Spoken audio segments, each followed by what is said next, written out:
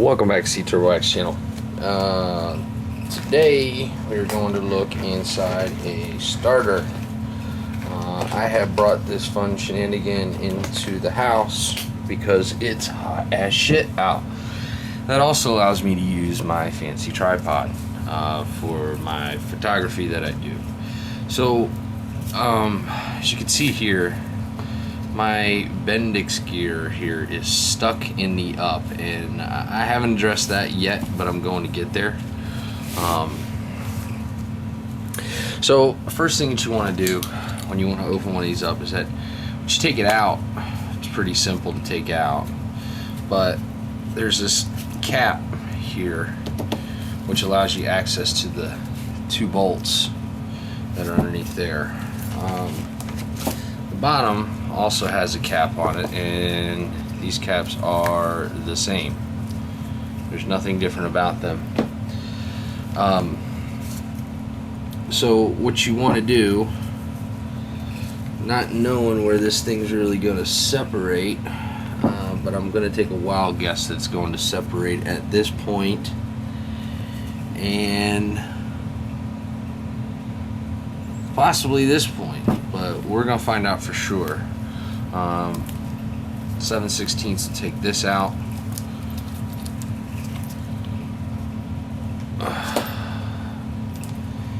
And I don't know if I need to remove this one or not, but I'm going to go ahead and loosen that up. Take that bolt off anyway.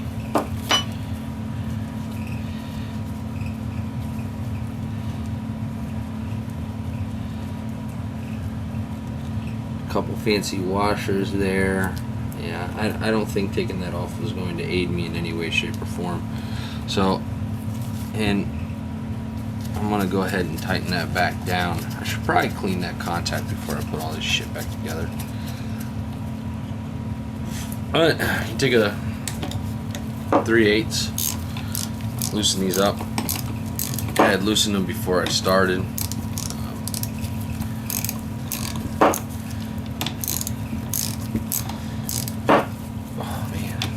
Hitting shit.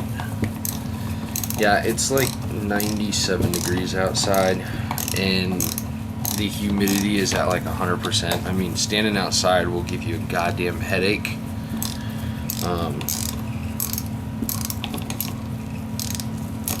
It's kind of cool. I'm looking at the starter here. The starter number is 50-72467, and I'm gonna guess since the letters are worn off, it says something strike with hard object. I'm gonna guess it says do not, and the date on it is 11/23/1974. Just to put some things into retrospect, I wasn't even born yet. Alright, so you got this bolt, ooh, just dirty and long, so it looks like it taps into there. Before I go any further, I want to take a paint marker and mark where they line up. The body meets, you know, and I'm just going to put T for top. And I'm going to do one down here and go B for bottom, because I don't know where this thing's going to crack apart. And it would suck to not have it go back to the right location. So let's see if you guys can still see that. You can. Hidden back here is another bolt. So we're gonna pull that guy out. Looks like I got some dirty carbon in there.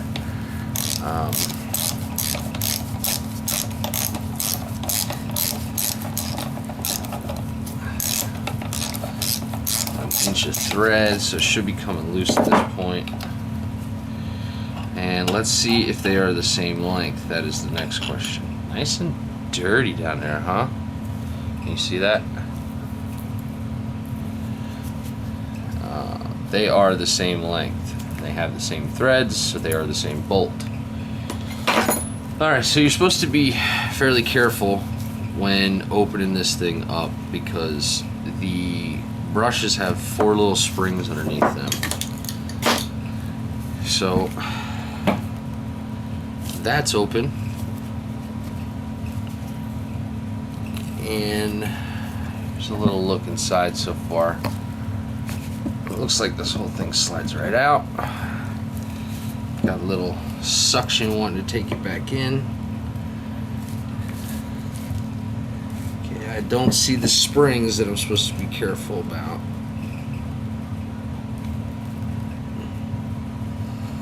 I'm trying to take it out nice and straight. Super magnetic pull in there.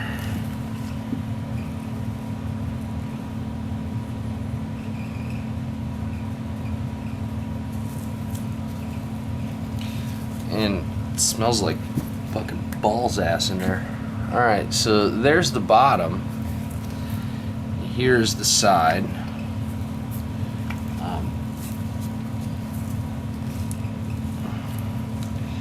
I don't know. Not really sure what I'm doing yet. I'm just taking it apart to put it back together. And let me get a flashlight to show you what the inside of that looks like.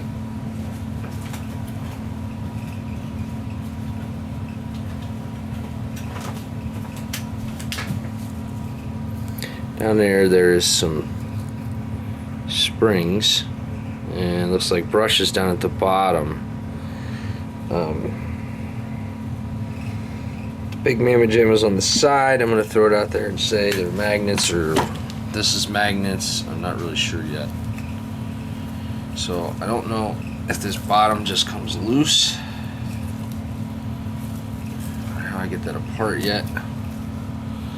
But we probably need to figure that out.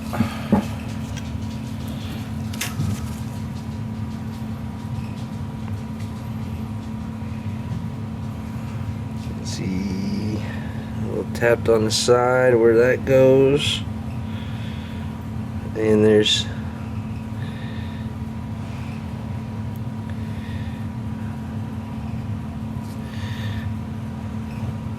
okay. All right.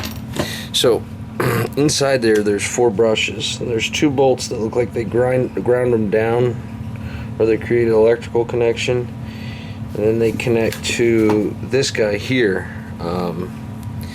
So I know it's really hard to see into that black abyss for you. I'm trying my best here.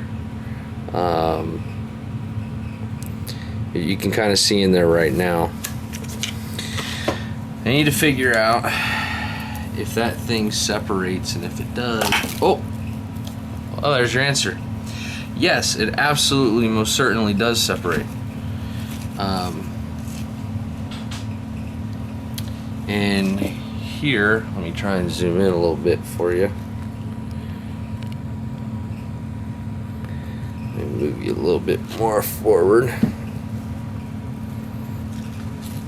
And zoom you out so you can see. Sorry about the little bit of wiggling. I got the tripod kind of not locked in completely.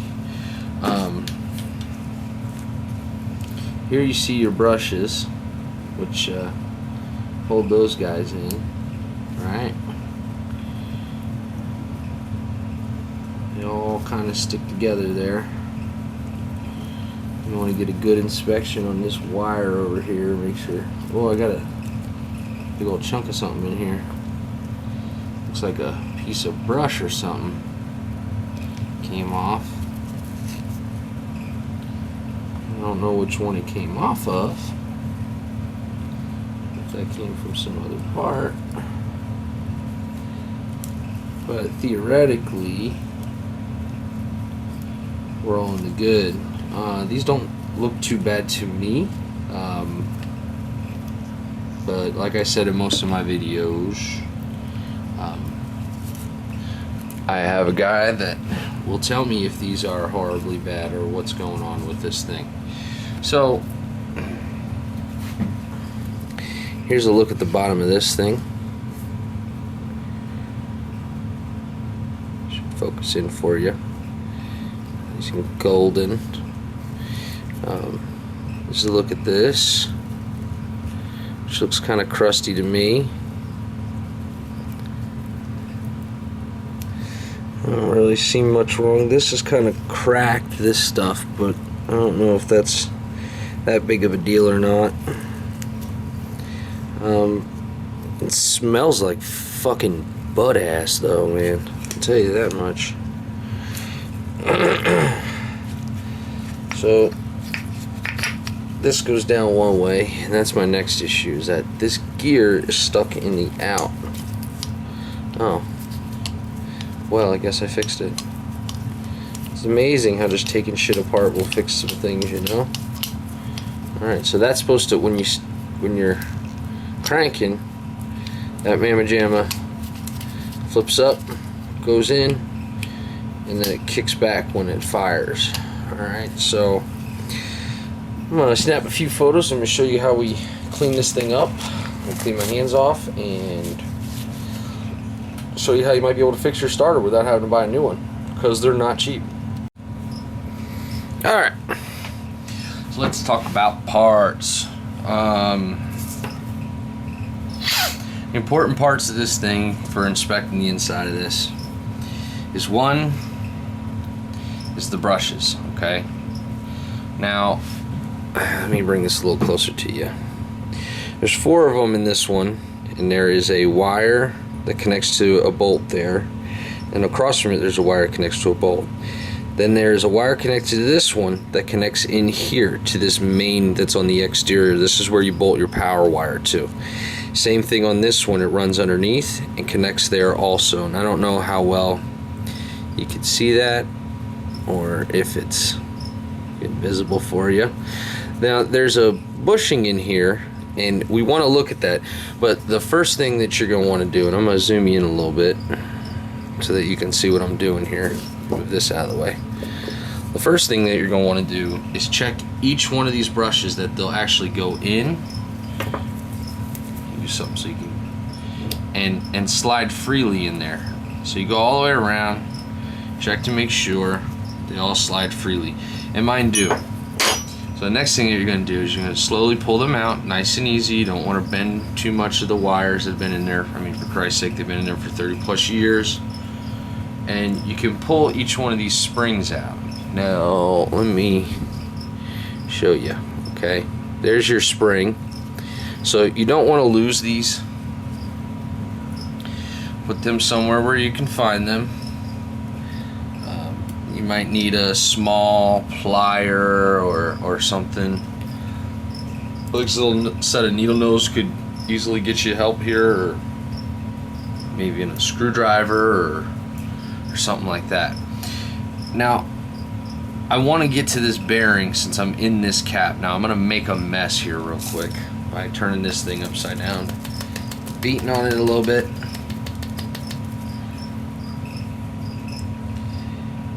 And I want to try and get this out. Now this sucker is pretty tight for me, so I want to get this out and see how free it is and check the fit on here and make sure that this thing spins correctly. I don't feel it spinning.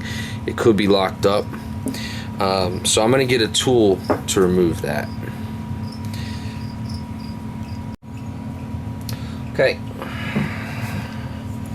Sorry about the shakiness, you're balancing out. So what I went and got was a whole shitload of little picks and mini pry bars and picks, and these little turn picks. What I'm going to try and do is see if I can get this guy in here, and it should pop out. This thing should come right out. If it doesn't, I think I have a problem, but I don't know. So you don't want to beat on this thing, really. I just need to know that this thing spins, and if I don't know that that spins, then I know that I have a slight issue. Okay, so I'm gonna play with that for a minute and see if we can get that out by messing with it. Possibility that it will or won't, but a little WD-40 and some fun might help me out here. So next, I'm gonna leave that off to the side here because that's gonna be a little side project. I have to keep you guys bored forever. Next is this plate. This is a really important plate. It's the commutator. I think it's commutator is what they call it. If you have a wire brush on your bench, that's great. You can use that to clean this off. I'm going to use a small piece of Scotch-Brite and just go over this face, get it nice and shiny again. Take off all the electrical shit from 30 plus years on there, you know. Being nice and careful to get it cleaned up good. I'm going to grab a brand new piece of Scotch-Brite. After you get that surface all nice and shiny, the next thing you want to do is take a small screwdriver or pick, go through these edges one by one, clean them all out, and then you want to check your play and your upper bearing here. Now you should have some this way. That's normal. It's kind of this way. I've got a little bit of play in this bushing. I think I'm gonna be okay. And then next is your Bendix gear here, or starter gear. Mine came loose earlier, as you've seen. But what I'm going to do is, you don't want to grease this up or lube that up, and you're going to want to lube up here in this spring so that it spins nice and freely and you don't get any jamming issues. And then you can put this all back together, and I'll show you how you do that. So let me get that bushing out and make sure it fits on down here real well, and that this is all cleaned off real nice, and start putting this thing back together. Okay, now it's time to put all this good shit back together. I've got mine all cleaned up. The only thing I haven't done is lube this gear up here, because I need to get some WD-40. It's actually in my truck. My wife has my truck today. I'm driving her car. So, all's well that ends well. That's alright. So, you put your springs back in. Let me move this out of the way. Put all your little springs back in. Where they go.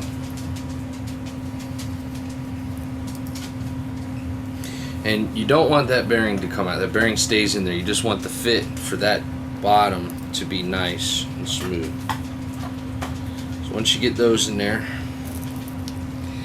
slide your brushes over it. Let them spring nicely. Want them all to be in their kind of in their groove, you know.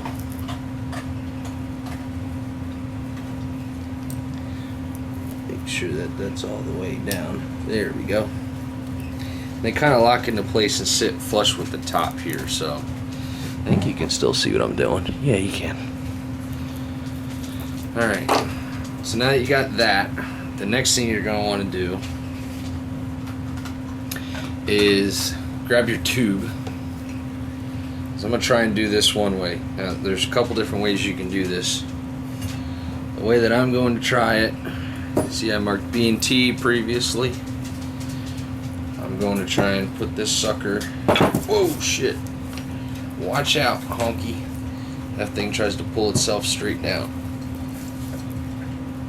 Alright, so my top lines up over here. I'm going to push that thing all the way through, and the way that I'm going to do this, by putting two in, start to set this thing down. There's a couple ways you can do this, and I might resort to the alternate method. But you want, you can actually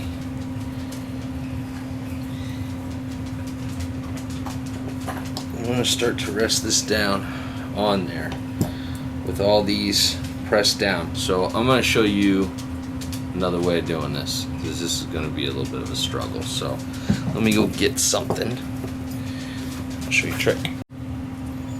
Okay, I went and looked for a plastic spreader knife, cut a notch in it, okay? But I couldn't find it, so I grabbed a Bondo spreader, took the Bondo off it, kind of scuffed it up, cleaned it off to make sure nothing was going to fall off of it into this thing. So what you can do which a plastic spreader knife would probably be the best for this situation. You got to get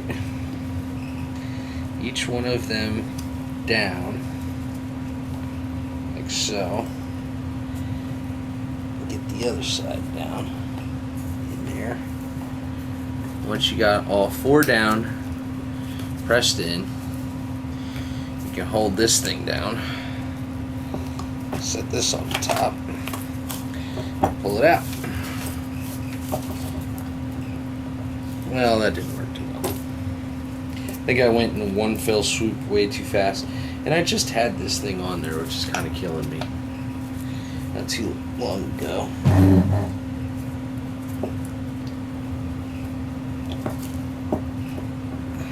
Big fingers.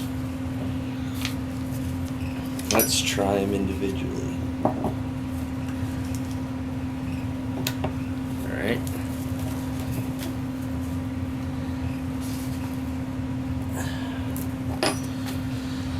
I'm not gonna make you watch me struggle through this whole thing. Hang on.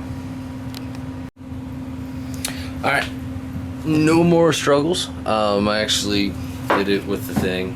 Just had to take my time, and it went on. So then you line your bolts up, line up your marks that you made, and you got that thing back together.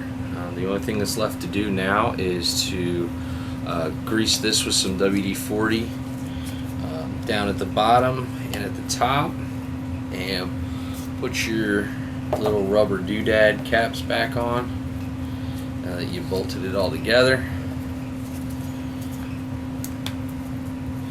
and go through and clean up the contacts here and here before you put your bolts back in, whether it be with the brass brush or something like this. Go over it with some Scotch-Brite or whatever, don't matter, and then bolt it all together. You can test it by putting the negative to the negative, using a 12-volt battery. Use some jumper cables, put the negative to the negative, put your foot on this motherfucker, because it will spin, and then tapping this, and it should kick the starter to move.